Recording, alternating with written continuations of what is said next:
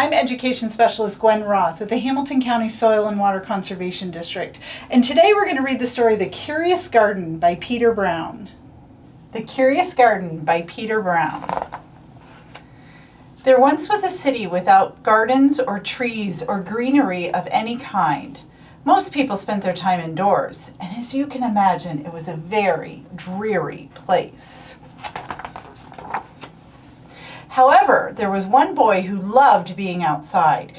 Even on dreary days when everyone was staying inside, you could always find Liam happily splashing through his neighborhood. It was on one such morning that Liam made several surprising discoveries. He was wandering around the old railway, as he did from time to time, when he stumbled upon a dark stairwell leading up to the old tracks. The railway had stopped working years ago, and since Liam had always wanted to explore the tracks, there was only one thing for a curious boy to do. Liam ran up the stairs, pushed open the door, and stepped out onto the old railway. The first thing he saw was a lonely patch of color.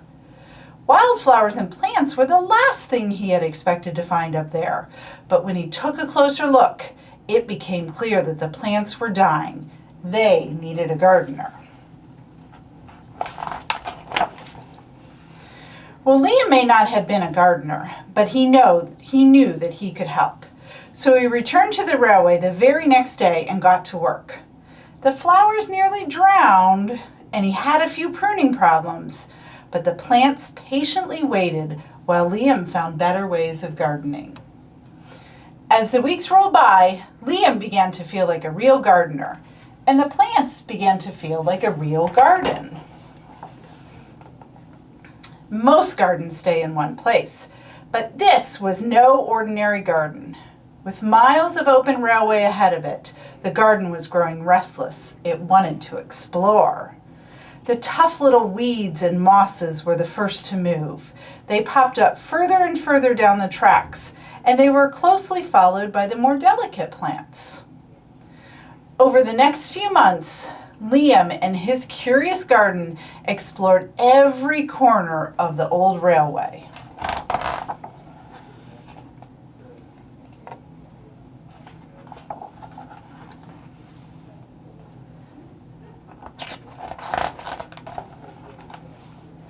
After spending his spring, summer, and autumn with his garden, Liam's time on the railway was finally interrupted by winter.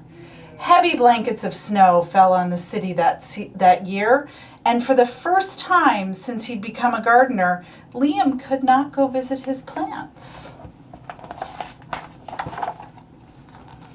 Rather than waste his winter worrying about his garden, Liam spent it preparing for the spring. After 3 cold months, the snow finally began to melt, and Liam rolled his new gardening gear over to the railway. Winter had taken a toll on his garden, but thanks to Liam's planning, his handy new tools, and a little help from the sunshine, the plants soon awoke from their winter sleep. The garden had always wanted to explore the rest of the city, and that spring, it was finally ready to make its move. Once again, the tough little weeds and mosses set out first. They popped up further and further from the railway and were closely followed by the more delicate plants. The garden was especially curious about old, forgotten things.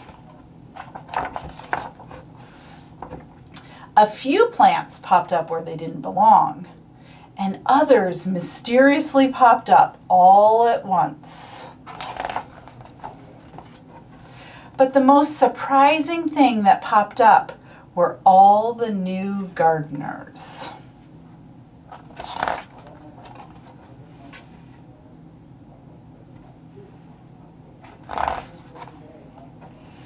Many years later, the entire city had blossomed, but of all the new gardens, Liam's favorite was where it all began. The end. So I hope you enjoyed our reading of the story of The Curious Garden by Peter Brown. And you too can be your very own Liam and start your own garden in your neighborhood. Now, for this activity, That's exactly what you get to do. You get to start your very own garden. So we're going to take one of these pots, and these pots are actually very interesting because they're made out of old paper. So you know when you take your paper and you throw it in the recycling bin, and some of you might not even know what happens to it. Well, recycling centers will actually sell that paper to companies that will make new stuff out of it. And in this case, they've made pots out of it. Now these pots are a little bit sturdy, but they're also a little bit fragile. So when you handle them, be kind of careful. So what we're going to do today is we're going to take our pot and we're going to color on it. So anything you want to draw, we can draw some plants on here, we can draw some flowers, you can draw some sunshine, you can draw cars, whatever you want to do. Just take your pot and you can decorate it however you want. And then what you're going to do is you're going to take your pot and you're going to fill it up about 3/4 of the way with soil.